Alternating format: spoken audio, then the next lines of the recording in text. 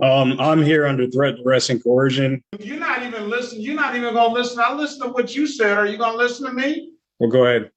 Are you giving me permission to go ahead now, too, right? I am here under threat, duress, and coercion to demand You're not here under threat, duress, or prove some kind of jurisdiction. And until jurisdiction has been proven, we can go no further. All right, guys, today we've got Judge Perkins facing off against yet another sovereign citizen, someone who actually believes they're above the law. Do these people seriously think they've discovered some kind of cheat code to bypass the justice system? What's wild is that this guy actually sounds somewhat intelligent when he speaks, so I have no idea how he got caught up in this sovereign citizen nonsense.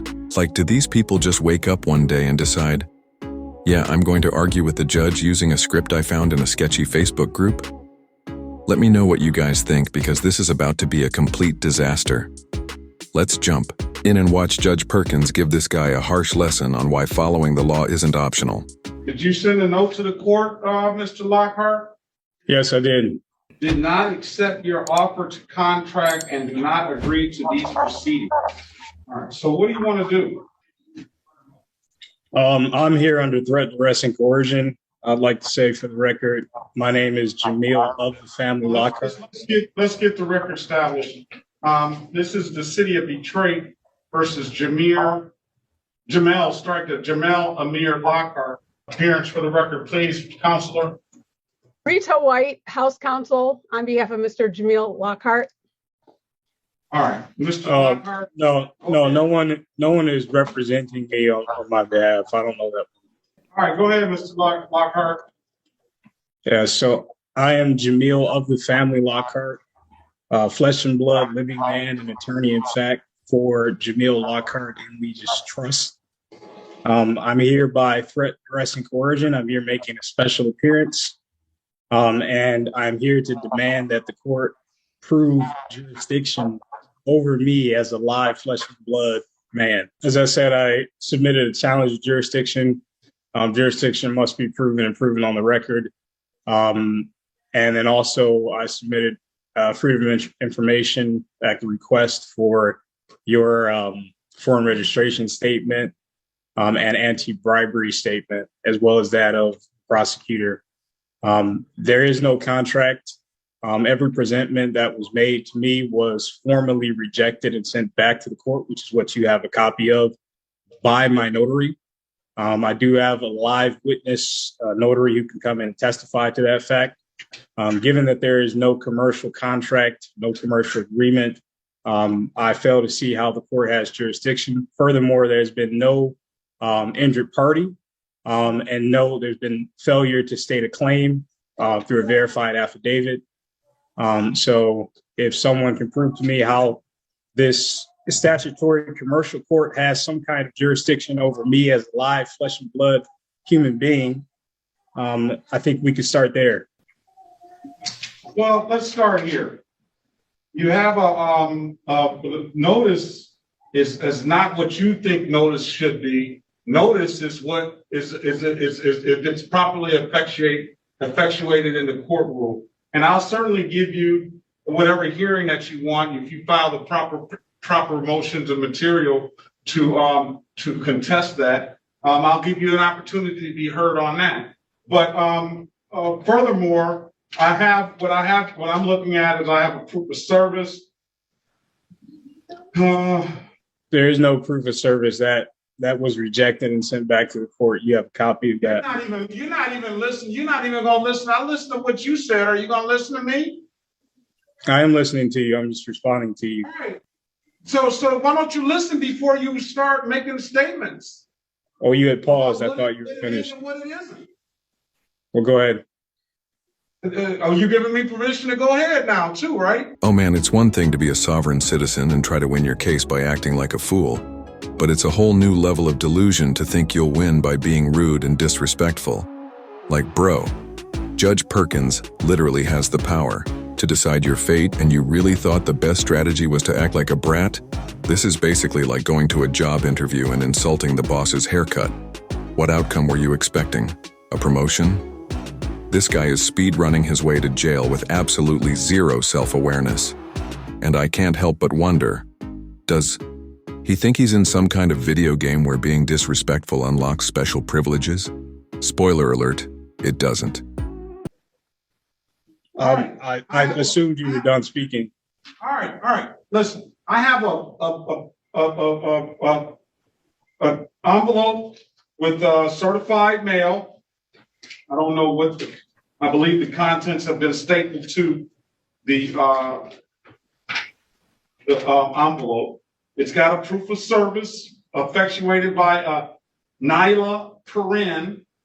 I have a signed complaint here, signed by Officer Randy Randolph on 11/19/2019. Is he here today?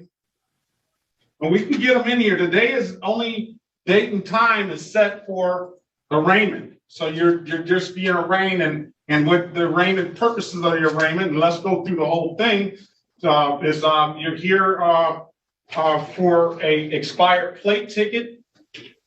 That is a civil infraction that carries a $145 fine. There's an allegation that you did not have a drove while license not valid or improper. That is a misdemeanor offense, punishable by 93 days at the maximum by 93 days in jail and or $500 in fine. On the same date and time, it was an allegation that you did not provide proper insurance. That is a misdemeanor, as it's written here, and that is punishable by the maximum possible penalty of 93 days in jail and or $500 in fines. There's also a warrant for your arrest for an allegation of an improper, not valid driver's license. So today is the date and time set for arraignment. You have the option of pleading guilty, not guilty, or standing mute. You stand mute, I'll enter a not guilty plea on your behalf. What would you like to do, sir? I am here under threat, duress, and coercion to demand You're not here under threat, duress, or through some kind of jurisdiction. And until jurisdiction has been proven, we can go no further. I would also like to ask you, is this proceeding taking place under common law? This proceeding is taking place in accordance to the court rules and the statutory laws of the state of Michigan. So I am not a creature of statute. I am not under statutory law. I would demand that this proceeding take place under common law, as I am a live flesh and blood human being, under no authority but that of God. All right. I'm not going to go back and forth. I'm going to give you another court date. I don't have any All I need you to do is prove jurisdiction. You don't tell me what you need me to do, sir. Don't do that. Just let me finish. With all due respect, the court must prove jurisdiction.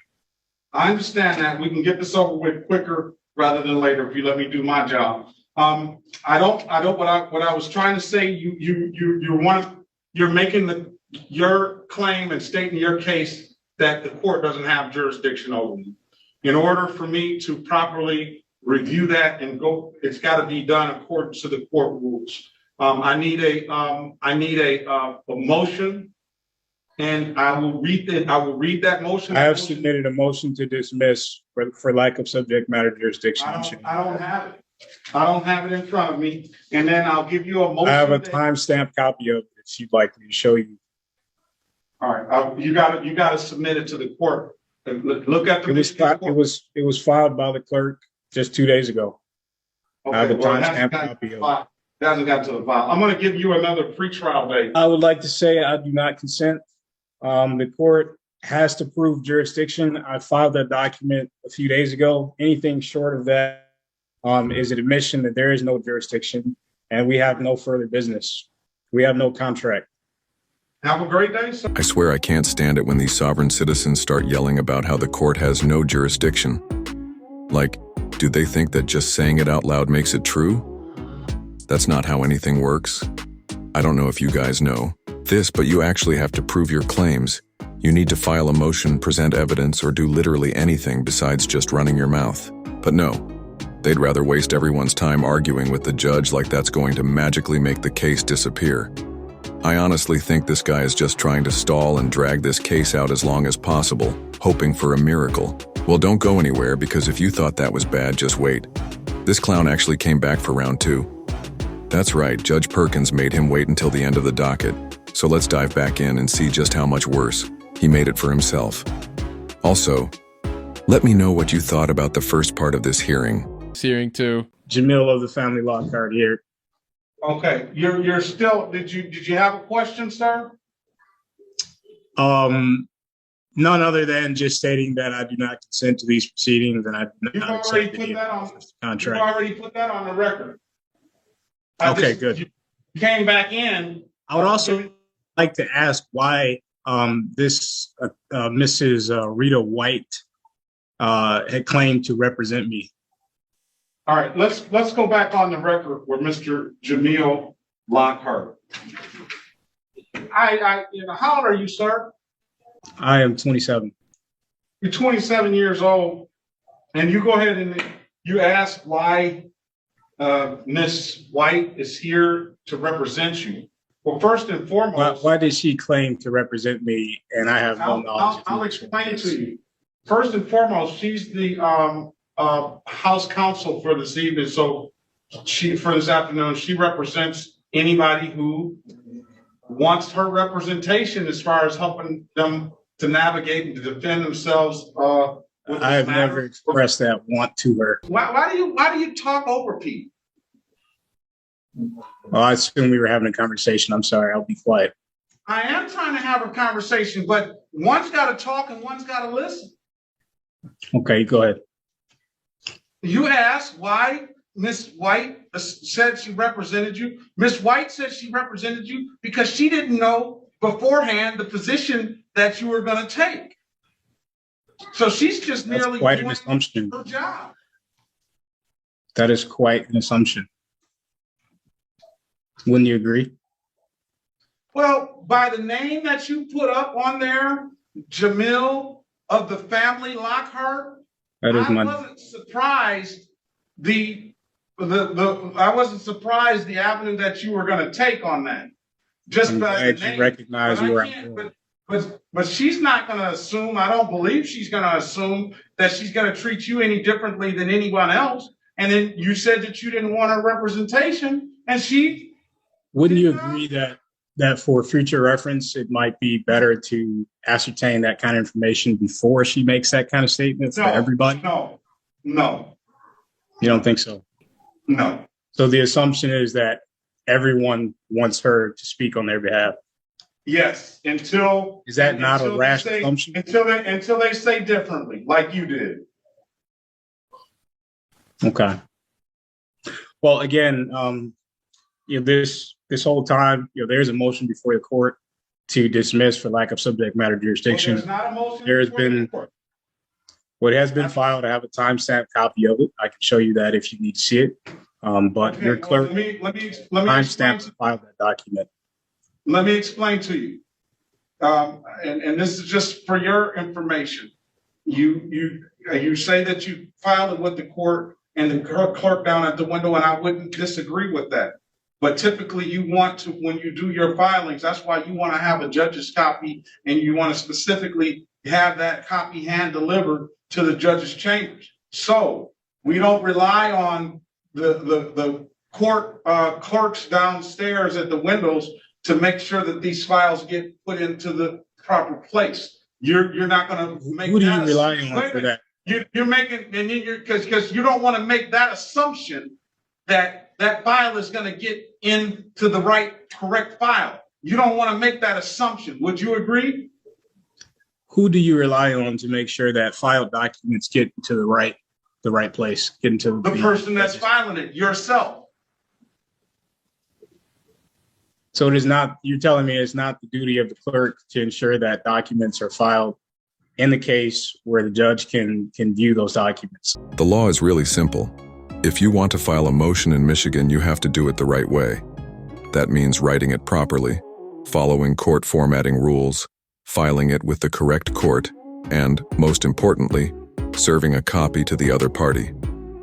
And I'm pretty sure this guy didn't do that. You can't just drop it off at the clerk's office and assume they'll handle the rest like they're your personal assistant. Once you submit a motion, you usually have to pay a filing fee and schedule a hearing if necessary. But if you skip any of these steps, your motion basically doesn't exist, which is exactly why Judge Perkins is right in this case. The court isn't there to clean up your mistakes.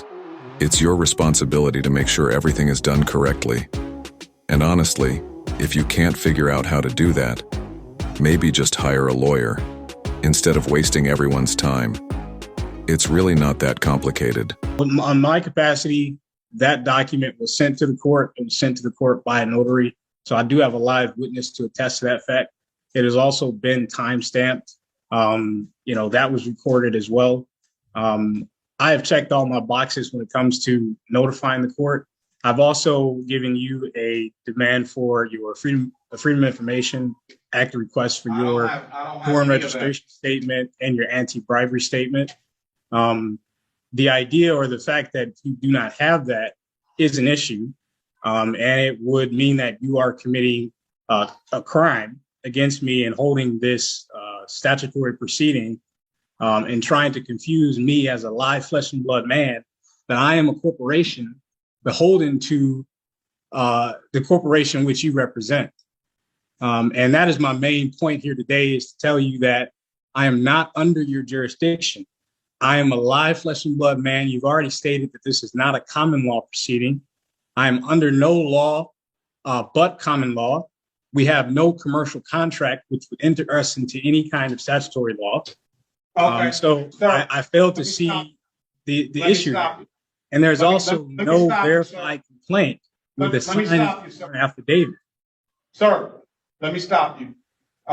And I'll let you put that on the record. I'll let you put it on the record already. We've already done those things. So I'm going to end it. What you're committing here is a fraud against the people. Okay. That's what you're participating in. Okay.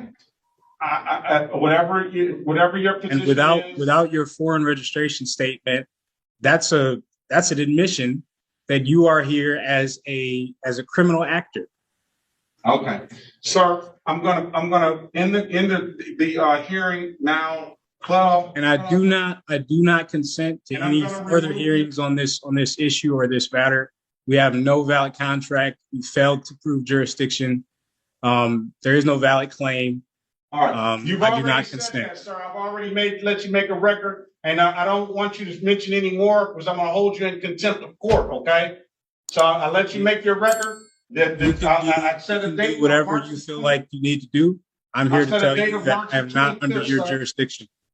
All right, have a great day. This case was a complete disaster, and you could tell this guy actually thought he was outsmarting Judge Perkins the entire time. But in reality, he was just making himself look like a total fool. The confidence this guy has is unreal. Like, bro, you're not some legal mastermind who just cracked the code of the justice system. You're just embarrassing yourself in front of a professional judge who deals with this for a living. And the craziest part, this guy actually sounds pretty smart. So my question is, how does someone like that fall for this sovereign citizen nonsense so easily? He's a young guy, he speaks well, and yet he's completely bought into this nonsense. It's like watching someone starve with a full plate of food in front of them just because they refuse to pick up a fork. That said, I have to give credit where it's due. Judge Perkins handled this situation really well. He didn't take the bait, didn't lose his patience, and just let this guy dig his own grave with every ridiculous argument. That's the thing about court. There are actual laws and procedures you have to follow. You can't just show up, declare yourself above the law, and expect that to work. Sovereign citizens always think they've found some hidden loophole, but in reality, they're just running straight into a brick wall over and over again while the judge watches. But yeah, this case was definitely entertaining, even though the secondhand embarrassment was through the roof. Let me know what you guys thought.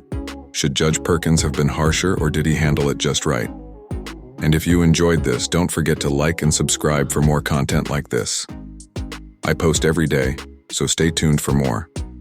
Also, let me know what you thought in the comments. I love reading your takes. Thanks again for watching, and take care, everyone.